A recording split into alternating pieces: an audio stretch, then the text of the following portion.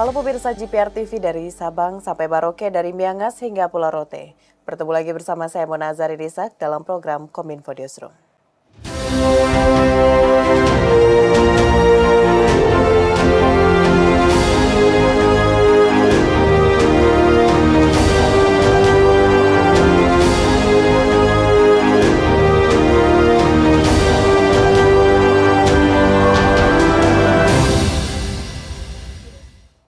Pemirsa, kita ke informasi pertama. Persatuan Wartawan Indonesia Pusat secara resmi membentuk Satuan Tugas Anti Hoaks yang didedikasikan untuk menangkal peredaran hoaks di ruang digital Indonesia, khususnya menjelang pemilihan umum serentak 2024.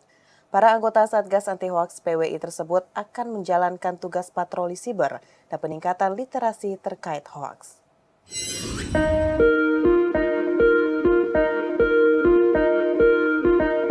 Persatuan Wartawan Indonesia Pusat secara resmi membentuk Satuan Tugas Anti Hoaks yang bertujuan memberikan informasi akurat dan benar, serta mencegah penyebaran berita bohong terkait pemilu 2024. Ketua Umum PWI Pusat Henry Bangun mengatakan kegiatan ini merupakan wujud komitmen PWI Pusat sebagai organisasi wartawan terbesar dan tertua di Indonesia untuk ikut membantu pemerintah dan masyarakat dalam memerangi konten hoaks, utamanya saat gelaran pemilu yang akan berlangsung pada 14 Februari 2024 mendatang. Terdapat dua kegiatan utama yang dijalankan oleh para anggota dalam Satgas Anti Hoaks PWI tersebut, yakni patroli siber yang melibatkan para mahasiswa untuk mengambil posisi sebagai petugas patroli siber dan memberikan kegiatan literasi bagi masyarakat untuk mengenal hoaks dan bentuk penyebarannya. Kami fokus pada yang bentuknya visual, apakah itu AI atau gambar-gambar yang ini nanti di counter. Gini faktanya, gitu. Lalu kami buat narasi. Jadi fokus ini sebenarnya begini, faktanya begini gitu. Jadi kira-kira itu tugas-tugasnya. Yang kedua tugasnya adalah kami melakukan literasi digital ya ke daerah-daerah, baik langsung maupun secara online. Pada kesempatan yang sama, peluncuran ini juga turut dihadiri oleh Menteri Komunikasi dan Informatika Budi Aris Setiadi yang menyampaikan bahwa ia menyambut baik inisiatif yang dilakukan oleh PWI Pusat karena menjadi rekan kolaborator untuk menangkal dampak negatif dari hoaks terhadap pemilu 2024. Ia secara khusus mengapresiasi kehadiran Satgas Anti Hoaks PWI dan menyatakan mendukung penuh gerakan tersebut karena dapat menjaga suasana masyarakat tetap kondusif menjelang pesta demokrasi 5 tahunan itu. Menjadi gerakan yang partisipatif dari seluruh masyarakat, bukan hanya pemerintah, tapi masyarakat, perguruan tinggi, akademisi, lembaga swadaya masyarakat, dan sebagainya. Karena budaya digital ini kita harus tumbuhkan menjadi budaya yang sehat.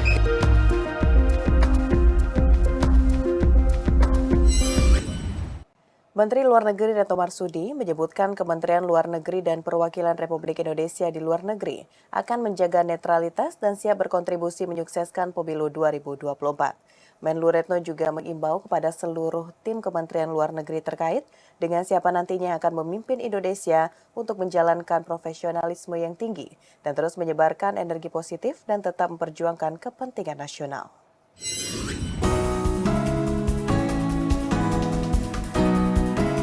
Menteri Luar Negeri Retno Marsudi dalam pidatonya pada pernyataan pers tahunan Menteri Luar Negeri Senin 8 Januari 2024 di Museum Konferensi Asia Afrika Bandung menyebutkan, Kementerian Luar Negeri dan Perwakilan Republik Indonesia di luar negeri akan menjaga netralitas dan siap berkontribusi menyukseskan pemilu 2024 yang jujur dan adil. Menlu juga meyakini bahwa seluruh diplomat Indonesia senantiasa menjunjung tinggi integritas dan profesionalisme dalam menjalankan tugas. Penutup pidatonya, Retno Marsudi mengimbau kepada seluruh tim Kementerian Luar Negeri baik yang bertugas di Indonesia maupun di luar negeri, akan siapapun yang menjadi pemimpin Indonesia nantinya, agar terus bekerja sepenuh hati, mengabdi, senantiasa menjadi diplomat yang bermartabat, menjalankan profesionalisme yang tinggi, dan terus menyebarkan energi positif serta tetap memperjuangkan kepentingan nasional.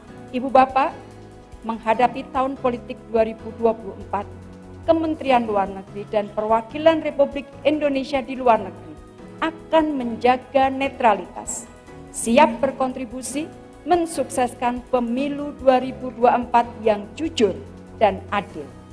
Saya yakin seluruh diplomat Indonesia senantiasa menjunjung tinggi integritas dan profesionalisme dalam menjalankan tugas. Badan Pengawas Pemilu Republik Indonesia menerima sejumlah permasalahan dalam proses pengadaan dan pendistribusian logistik pemilu 2024, seperti kotak suara rusak, bilik suara rusak, tinta dan segel yang rusak, hingga surat suara yang belum sesuai dengan jumlah seharusnya. Untuk tahapan selanjutnya, Bawaslu akan melakukan koordinasi dengan KPU terkait beberapa permasalahan pengadaan dan pendistribusian logistik pemilu 2024 tersebut.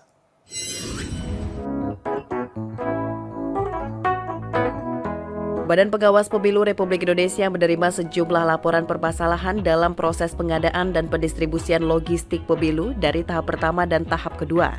Adapun kendala distribusi logistik tahap pertama yakni koordinasi akses dan informasi, masalah kendaraan, cuaca, geografis, keamanan hingga jarak tempuh. Hingga saat ini pendistribusian tahap pertama sudah dilakukan di 514 kabupaten kota dengan rincian kotak suara sudah tersebar sebanyak 478 kabupaten kota dengan total kotak suara rusak di 177 kabupaten kota. Sementara itu pendistribusian bilik suara sudah disebar di 497 kabupaten kota dan terdapat 61 kabupaten kota yang mengalami kerusakan bilik suara. Dari 494 kabupaten kota, 124 tinta mengalami kerusakan. Pendistribusian segel di 484 kabupaten kota dan 30 kabupaten kota mengalami kerusakan. Tak hanya itu, Bawaslu juga menemukan pengiriman yang salah tujuan pada tahap pertama di 10 kabupaten kota.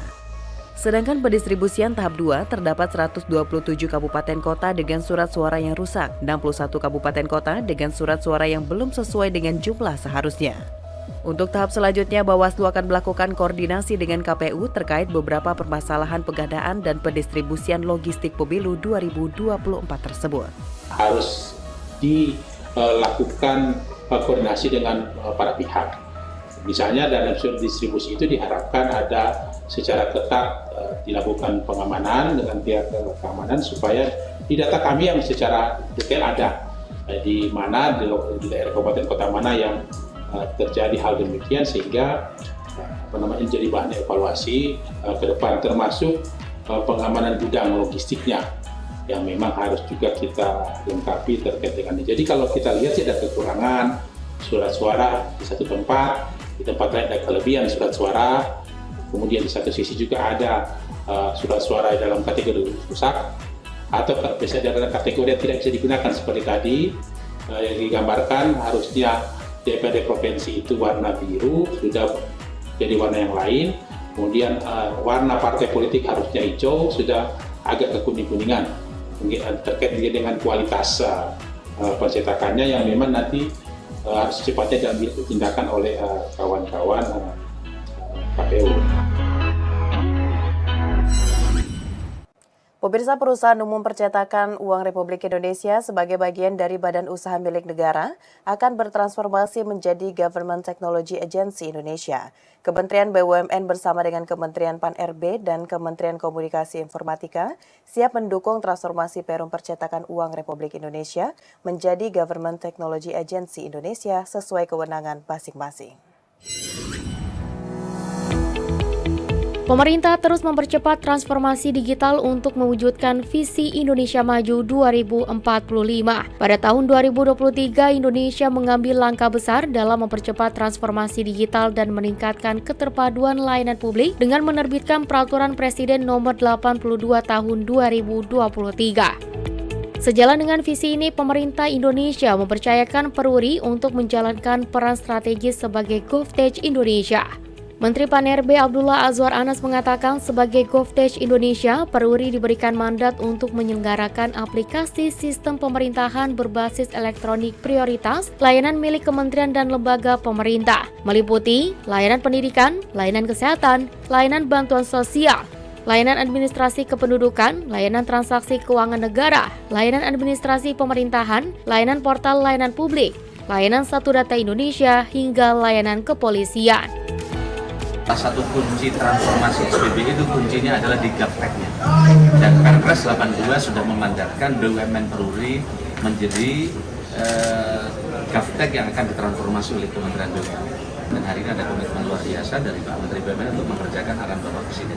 Sementara itu, Menteri Kominfo Budi Aris Setiadi siap mendukung lahirnya GovTech dengan memaksimalkan pembangunan portal nasional. Budi Aris juga menekankan pentingnya memahami prinsip transformasi digital. Yang pertama inklusif, dua memberdayakan, dan tiga berkelanjutan. Itu yang penting. Karena inklusif ini artinya seluruh warga negara Indonesia harus terlayani. Yang kedua memberdayakan, karena kita sadar bahwa ekonomi Indonesia akan memiliki daya ungkit yang luar biasa dengan transformasi digital. Dan yang ketiga harus terus berkelanjutan. Senada dengan Menteri Anas dan Menkominfo Budi, Kementerian BUMN juga siap mendukung transformasi Perusahaan Umum Percetakan Uang Republik Indonesia menjadi Government Technology Agency atau GovTech Indonesia. Visi Bapak Presiden jelas, karena itu beliau menginstruksikan para menterinya, kita pola pikirnya harus dirubah total, yaitu bagaimana kita dari pihak pemerintah sekarang melayani rakyat dengan segala keterbukaan. Bagaimana nanti ada satu portal sistem ya untuk segala kegiatan pemerintah atau akses masyarakat yang bisa masuk ke program-program pemerintah secara transparan dan terbuka. Dan tentu ini kehormatan buat kami dari Kementerian BUMN. Kita mendapat penugasan, kita dorong digitalisasi pelayanan publik.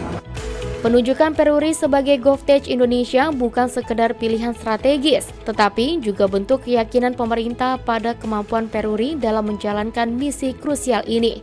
Dengan dukungan penuh dari pemerintah dan pengalaman yang teruji, Peruri bersiap menjadi garda terdepan dalam mewujudkan visi Indonesia sebagai negara yang digital, terintegrasi, dan memberikan layanan publik yang terbaik.